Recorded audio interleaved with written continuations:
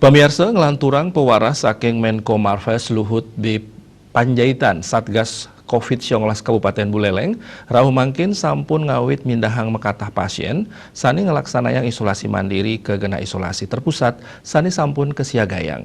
Pemargin puniki wantah pinake pengupaya nepasin klaster anyar ring keluarga. Risampun pengrau T3 Kementerian Ringgala Hilintang Satgas COVID-19 Buleleng, raris nyelehin pikobat sani kepanggih selami nampenin Panglima COVID-19 ring Buleleng, pamekasnyane indik pasien OTG sani ngemargiang isolasi mandiri. Anut ring pewarah Menko Marves, kauduhang mangdane nenten wenten mali pasien OTG sani ngelaksanayang isolasi mandiri. Antuk selanturnyane pasien isoman antuk kapindahang kegena isolasi terpusat. Pemargi puniki wantah mata tujuan nyelehin becik kahanan kesehatan angge pasien terus sapisanan nincapang imunitas tubuh pasien.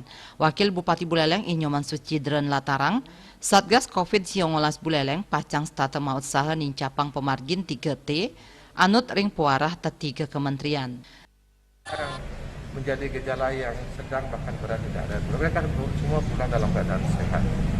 Gitu. Nah kemudian yang mengenai masalah isolasi mandiri yang kita akan tindak lanjut. Jadi ada data sekitar 290 yang masih isolasi mandiri.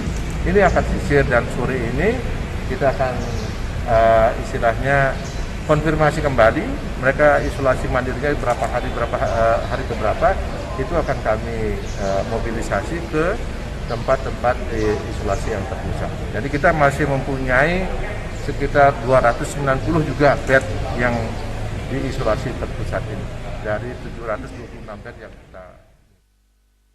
Selami puniki tambis 300 diri pasien saneng laksanayang isolasi mandiri ring jero. Punike mawinan ipun patut digelis kapindahang ke genah isolasi terpusat. Komang Yuda, Bali TV.